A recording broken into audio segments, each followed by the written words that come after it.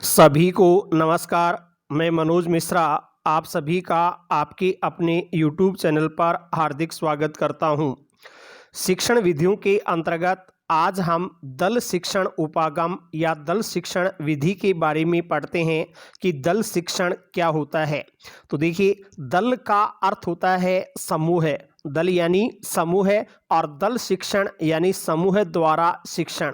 देखिए, सामान्यतः किसी कक्षा में जब कोई अध्यापक पढ़ाता है तो एक कक्षा में एक समय पर एक ही अध्यापक होता है और वह अपने विषय का शिक्षण कार्य करवाता है। लेकिन जब किसी विद्यालय में 2 या 3 या इससे भी अधिक अध्यापक आपस में मिल जाते हैं, परस्पर सहयोग करते हैं और सहयोग की भावना से किसी एक ही कक्षा के लिए कोई योजना तैयार करते हैं तथा वे सभी एक ही समय पर एक ही कक्षा में चले जाते हैं और छात्रों की समस्याओं का समाधान करते हैं, तो इस तरीके से एक शिक्षक समूह के द्वारा एक ही कक्षा में एक साथ शिक्षण करवाने की जो विधि है, उस विधि को ही दल शिक्षण विधि या दल शिक्षण उपागम कहते हैं। इस उपागम का आविर्भाव सबसे पहले अमेरिका में हुआ था। अमेरिका के अंदर 1955 ईस्वी में हार्वर्ड विश्वविद्यालय से संबंधित 2 शोध छात्र थे जिनका नाम है मिशिगन और हार्वे। इन दोनों शोध छात्रों के द्वारा इस प्रकार की अवधारणा प्रकट की गई कि एक साथ एक शिक्षक समूह यदि मिलकर के शिक्षण कार्य करेगा तो वह छात्रों की हर समस्या का हाथों हाथ समाधान कर सकता है। तो इस प्रकार से समूह के द्वारा जब शिक्षण कार्य करवाया जाता है तो वह विधि ही दल शिक्षण विधि के नाम से जानी जाती है। इस विधि से फायदा क्या होता है कि छात्रों के लिए ये इतने फायदेमंद है कि छात्रों के सामने कोई भी समस्या आती है तो वे हर समस्या का हाथों हाथ समाधान प्राप्त कर सकते हैं। लेकिन हमारे भारत जैसे विकासशील राष्ट्रों की दृष्टि से हम देखें तो यहाँ एक विद्यालय के लिए एक शिक्षक भी उपलब्ध करवाया जाना मुश्किल कार्य होता है। तो एक ही कक्षा के लिए एक से अधिक शिक्षकों की व्यवस्था करना तो और भी दुष्कर कार्य हो जाता है। इसलिए भारत जैसे देशों में इस विधि का प्रयोग किया ही नहीं जा सकता है। यहाँ तो प्राइमरी विद्यालय होता है, कक्षाएं 5 होती हैं, उसमें भी 1 या 2 शिक्षक पूरी 5 कक्षाओं को अध्यापन कार्य करवा देते हैं। तो जब एक कक्षा के लिए एक ही अध्यापक उपलब्ध नहीं हो पाता तो फिर एक ही कक्षा के लिए 2, 3, 4, 5 अध्यापक एक साथ उपलब्ध करवाया जाना तो संभव ही नहीं होता है। तो यही विधि दल शिक्षण विधि है, इसी के बारे में हम इसमें पढ़ते हैं। देखिए क्या है, दल शब्द का शाब्दिक अर्थ होता है समूह।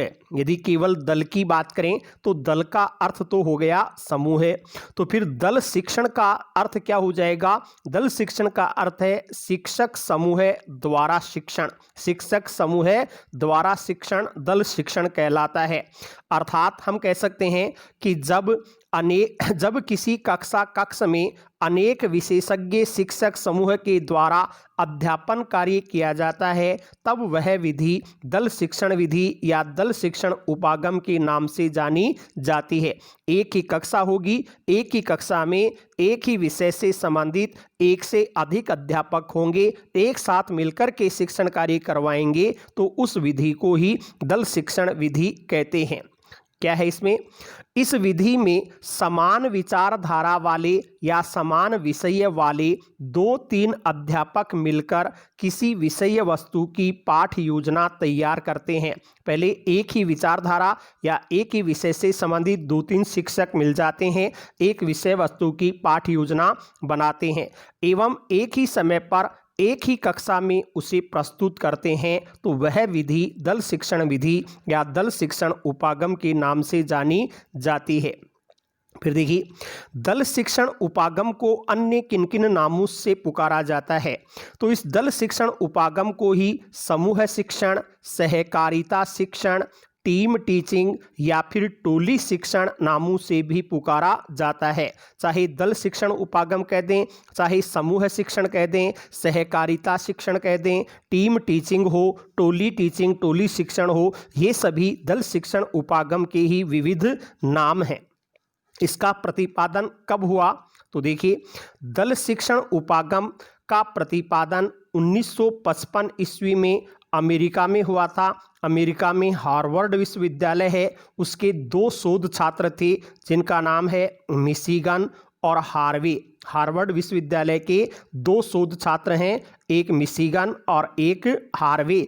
इन दोनों के द्वारा इस विधि की अवधारणा प्रस्तुत की गई थी। इन दोनों के द्वारा ही इसकी खोज की गई थी और उन्हीं के गुरु हुए हैं डेविड वारविक। डेविड वारविक ने भी फिर इसके प्रतिपादन में सहयोग प्रदान किया था, लेकिन मूल अवधारणा मिशिगन और हार्वे के द्वारा दी हुई मानी जाती है। यही इनके जनक प्रतिपादक भी मान लिए जाते हैं।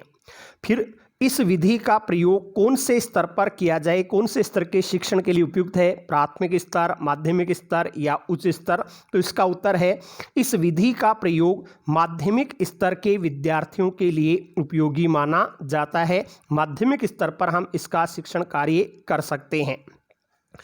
क्या है टोली शिक्षण, क्या है दल शिक्षण? इसकी अलग अलग विद्वानों ने अलग अलग परिभाषाएं दी हैं। सबसे पहले डेविड वारविक हुए हैं, उन्होंने दल शिक्षण, टोली शिक्षण को कैसे परिभाषित किया है? इन्होंने लिखा है कि टोली शिक्षण व्यवस्था का एक स्वरूप है। टोली शिक्षण व्यवस्था का एक स्वरूप है जिसमें कई शिक्षक अपने स्रोतों, अभिरुचियों तथा दक्षताओं को एकत्रित करते हैं। अनेक शिक्षक आपस में मिल जाते हैं। उनके स्रोत कहाँ से वो विषय वस्तु को लाएंगे? तो स्रोतों के आधार पर, अभिरुचियों के आधार पर, कुशलताओं के आधार पर वे अपनी जानकारी को, विषय वस्तु को एकत्र करते हैं और छात्रों की आवश्यकताओं के अनुसार शिक्षकों की टोली के द्वारा उस विषय वस्तु का प्रस्तुतिकरण किया जाता है। शिक्षक विद्यालय की सुविधाओं का समुचित उपयोग भी करते हैं। विद्यालय में जो सुविधाएं हैं उनका उपयोग करते हुए एक साथ विषय वस्तु का प्रस्तुतिकरण करते हैं, तो वही टोली शिक्षण, दल शिक्षण कहलाता है। यह परिभाषा किस विद्वान ने दी है? डेविड वारविक के द्वारा दी गई है। एक विद्वान आते हैं प्रोफेसर कार्लो ओल्सन। इन्होंने टीम टीचिंग, दल शिक्षण का कैसे प्रयोग किया है, किस प्रकार से परिभाषा दी है? तो इन्होंने लिखा है, अतिरिक्त ज्ञान एवं कौशल से युक्त 2-3 अध्यापक परस्पर सहयोग से किसी शीर्षक की शिक्षण योजना का निर्माण करते हैं एवं एक ही समय में किसी छात्र समूह को पढ़ाते हैं, तब वह विधि दल शिक्षण विधि कहलाती है। सीधा स्पष्ट लिखा है कि अतिरिक्त ज्ञान एवं कौशल से युक्त 2-3 अध्यापक आपस में सहयोग से मिलते हैं, किसी शीर्षक की, किसी प्रकरण की पाठ योजना बनाते हैं और एक ही समय में एक ही छात्र समूह यानी एक ही कक्षा में जाकर के पढ़ा देते हैं, तो वह विधि दल शिक्षण विधि कहलाती है। फिर आते हैं जेपी पुरोहित, एक विद्वान हुए हैं। उन्होंने दल शिक्षण को कैसे परिभाषित किया है? इन्होंने लिखा है, दल शिक्षण विधि अध्यापन की आधुनिक तकनीक है। दल शिक्षण विधि है वो अध्यापन की आधुनिक टेक्नोलॉजी है। इस विधि में 2 या 2 से अधिक अध्यापक मिलकर के नियमित रूप से किसी कक्षा की अध्यापन संबंधी योजना बनाते हैं, किसी कक्षा की योजना बनाते हैं और उसे क्रियान्वित करते हैं तथा उसका मूल्यांकन भी करते हैं। योजना बनाना, उसे क्रियान्वित करना और अंत में उसका मूल्यांकन करना, ऐसा जो कार्य होगा उस विधि को ही दल शिक्षण विधि के नाम से जाना जाता है। ये तो इसकी परिभाषाएं हुई। अब देखिए, दल शिक्षण विधि में एक दल का गठन किया जाता है, दल समूह बनाया जाता है। इस दल में किन किन को लिया जाना चाहिए, किन किन को मिलाकर के दल बनाया जाना चाहिए? तो देखिए, दल का गठन करने का तरीका क्या है? दल शिक्षण विधि में गठित किए जाने वाले दल में प्रायः निम्नलिखित को शामिल किया जाएगा। किन किन को शामिल किया जाएगा? एक तो प्रधानाध्यापक या प्रधानाचार्य, यानी हम विद्यालय के संस्था प्रधान को इसमें शामिल करते हैं। सेकेंडरी विद्यालय है तो प्रधानाध्यापक बोल देते हैं, सीनियर सेकेंडरी विद्यालय है तो प्रधानाचार्य बोल देते हैं। तो सबसे पहले विद्यालय के संस्था प्रधान को प्रधानाध्यापक या प्रधानाचार्य को शामिल किया जाएगा। फिर जिस विषय के लिए हम दल बना रहे हैं उसके वरिष्ठ अध्यापक को यानी विषय अध्यापक अध्यापक को इसमें शामिल किया जाएगा। उस विषय अध्यापक की सहायता करने के लिए अन्य कोई सहायक अध्यापक जो उसी विषय से संबंधित होता है उसको भी दल में स्थान दिया जाता है। यदि विज्ञान जैसे विषयों के लिए हम दल बना रहे हैं तो उसमें लैब असिस्टेंट, प्रयोगशाला सहायक को भी शामिल किया जाएगा, प्रयोग करने में जो सहायता प्रदान करता है। इसके अलावा विद्यालय का टेक्नीशियन, तकनीशियन या जो लिपिक है उसको भी दल में शामिल किया जाता है। जो लेखा जोखा लिपिक है वो पूरा क्रियाकलाप जो किया जाएगा उसका लेखा जोखा रखता है। टेक्नीशियन कहीं कोई तकनीकी की आवश्यकता पड़ती है तो उसमें मदद करता है। इस तरीके से इन 5 को मिलाकर के एक दल का गठन किया जाएगा। 5 कौन कौन हैं? प्रधानाध्यापक, विषय अध्यापक, सहायक अध्यापक, प्रयोगशाला सहायक और लिपिक या तकनीशियन। अब देखिए, ये दल के जो शिक्षक हैं, मान लीजिए किसी विद्यालय में एक विषय का एक ही अध्यापक हो, दूसरा हो ही नहीं, तो दल कैसे बनाया जाए? तो दल गठन करने के अलग अलग तरीके भी हैं। दल गठन के लिए 3 तरीके हम काम में ले सकते हैं। वैसे तो 5 सदस्यों का दल होता है, लेकिन इसमें दल गठन कैसे कैसे किया जा सकता है तो इसके लिए 3 तरीके काम में लिए जाते हैं। पहला तरीका क्या है? एक ही विभाग के या विद्यालय के शिक्षकों का दल बनाया जाता है। जैसे मान लीजिए कॉलेज है, सीनियर सेकेंडरी है या स्कूल स्तर भी हम ले सकते हैं। इसमें मान लीजिए एक ही विषय से संबंधित कोई अध्यापक 2-3 होते हैं तो वे सभी एक ही विषय वाले अध्यापक आपस में मिलकर के योजना बना लेते हैं और फिर उससे शिक्षण करवाते हैं। जैसे संस्कृत का लेना हो तो संस्कृत का वरिष्ठ अध्यापक भी है, कोई सहायक अध्यापक भी है, व्याख्याता भी है, तो तीनों आपस में मिलकर की योजना बना सकते हैं। फिर दूसरा तरीका है, एक ही विद्यालय के अलग अलग विभागों के शिक्षकों का दल भी बनाया जा सकता है। एक ही विद्यालय के अलग अलग विभाग कैसे? जैसे मान लीजिए एक ही विद्यालय में हम सामाजिक विषय के लिए दल बनाना चाहते हैं तो कोई इतिहास का शिक्षक है, कोई राजनीति विज्ञान का है, कोई भूगोल का है, नागरिक शास्त्र का है। ऐसे विभाग तो उनके अलग अलग हो गए, लेकिन वे सभी सामाजिक विषय का अध्यापन करवा सकते हैं। तो उनको यदि मिलाकर के दल बनाया जाता है तो वो दूसरा तरीका हो गया कि एक ही विद्यालय के अलग अलग विभागों के शिक्षकों का दल हो जाता है। और तीसरा है, अलग अलग संस्थाओं या विद्यालयों के एक ही विभाग के शिक्षकों का दल। कि विद्यालय में मान लीजिए एक विषय का एक ही शिक्षक है, किसी दूसरे विद्यालय से शिक्षक को लेना हो तो दूसरे विद्यालय में उसी विषय के शिक्षक को बुला लिया जाता है और दल बना लिया जाता है। इस तरीके से 3 तरीके से दल का गठन किया जा सकता है। एक ही विद्यालय के एक ही विषय या विभाग के शिक्षकों का दल, दूसरा एक ही विद्यालय के अलग अलग विभागों विषयों के शिक्षकों का दल, और तीसरा अलग अलग विद्यालयों के एक ही विषय से संबंधित शिक्षकों का दल। ये 3 तरीके इसमें दल गठन के लिए काम में लिए जा सकते हैं। फिर देखिए, यदि कोई शिक्षक दल शिक्षण विधि के अनुसार शिक्षण कार्य करवाता है तो उसे कितने चरणों से गुजरना पड़ता है? तो इस विधि की कार्य प्रणाली क्या है, इसमें चरण, पद या सोपान कितने होते हैं? तो इस विधि से शिक्षण कार्य करते समय शिक्षक को 3 चरणों से प्रमुख रूप से गुजरना पड़ेगा। वो 3 चरण कौन कौन से हैं? पहला है योजना, दूसरा व्यवस्था और तीसरा मूल्यांकन। पहले वो अपने शिक्षण की पूरी योजना तैयार करेगा कि हमें कौन से समय पर क्या काम करना है। फिर उस योजना के अनुसार व्यवस्थाएं करनी पड़ेंगी कि कहाँ कक्षा बैठेगी, शिक्षण सामग्रियाँ कौन कौन सी भी इसमें काम में ले जाएंगी। और फिर जब शिक्षण पूरा हो जाएगा तो मूल्यांकन कैसे करवाया जाएगा, कैसे बच्चों की हम परीक्षा लेंगे, इन सभी के बारे में पहले पूरी रूपरेखा तैयार कर ली जाती है। तो देखिए क्या है इसके चरण। तो दल शिक्षण विधि से शिक्षण करवाने के लिए प्रमुखतः 3 चरणों से गुजरना पड़ता है। 3 चरण कौन कौन से हैं? पहला योजना, दूसरा व्यवस्था और तीसरा मूल्यांकन। इनमें होता क्या है? पहले योजना चरण को देखेंगे। योजना बनाने से क्या तात्पर्य है? तो सबसे पहले तो विषय का निर्धारण किया जाता है कि कौन से विषय के लिए हम दल बनाने जा रहे हैं, तो विषय का निर्धारण होगा। फिर उद्देश्यों का निर्धारण कि हम जो दल बना रहे हैं वो कौन से पाठ के लिए, प्रकरण के लिए होगा, उसका उद्देश्य क्या है, उद्देश्यों का निर्धारण होता है। फिर व्यवहारगत परिवर्तनों का लेखन, उन उद्देश्यों के आधार पर बच्चों में क्या परिवर्तन देखने को मिलेंगे उनको भी लिखा जाता है। उसके बाद छात्रों के पूर्व ज्ञान का निर्धारण कि जिस कक्षा में हम दल शिक्षण के द्वारा शिक्षण करवाने जा रहे हैं उन छात्रों का पहले का स्तर कैसा है, वो पहले क्या जानते होंगे, इसके बारे में भी निर्धारण किया जाता है। फिर शिक्षण के लिए अनुमानित रूपरेखा तैयार करना कि कब कौन सा शिक्षण होगा, कौन सा शिक्षक क्या बोलेगा, इनकी भी एक रूपरेखा तैयार कर ली जाती है। फिर शिक्षकों के कौशल एवं योग्यता अनुसार कार्य का विभाजन कर दिया जाता है, सबको अलग अलग काम दे दिया जाता है कि आपको ये काम करना है।